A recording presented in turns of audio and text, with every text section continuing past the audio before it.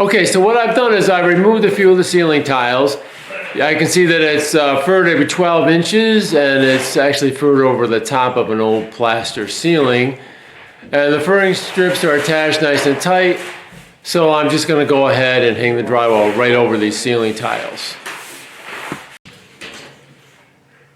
Myron's 10 foot. All right, good. 10 foot without cutting it. Now, what's interesting here about this ceiling is, if you look at these ceiling tiles, they're offset. So one is in one direction, they're offset. So the furring strips follow the straight lines. So that's how we know every 12 inches is a furring strip. So that works out perfect. We got 10 foot pieces of drywall and we don't even have to cut it. Okay. All right, what I've got here is we're using a drywall lift for the hanging this on the ceiling. When you load the drywall on the lift, the good face faces the cradle, because otherwise you'd be hanging upside down. So basically, I'm just going to push it into the corner and start cranking it up.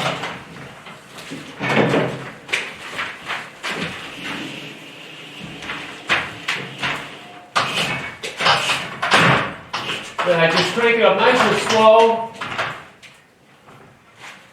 And if it was a little bit off, I can just use the brake and lower it just a little bit and make any little adjustments I want.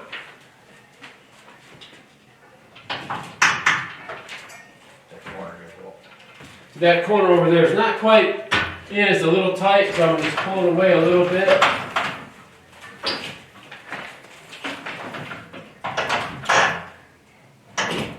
There it goes. Alright, and that's all there is to it. Cut.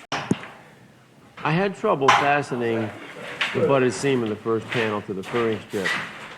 So on all the other butted seams, I'm applying drywall adhesive to the ceiling tile.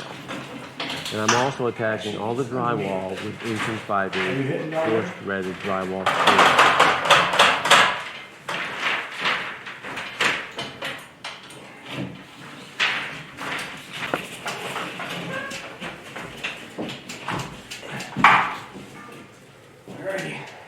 The corner over there is a little tight. Yeah. Okay, I'm screwing this on. I've already got the perimeter already fastened. Now I'm just going to do the face. I'm using an 1.5" screw that goes through the 1/2" drywall, the 1/2" ceiling tile, and it goes into the wood 5/8 of an inch, which is perfect. Normally a ceiling joist is 16 inches apart, and these are only 12. But here's what I'm going to do. I'm going to go 3 across. 1, 2, 3. And then on this next one, I'm just going to go 2. So I'm just going to go 1 and 2. I'm going to switch back to 3.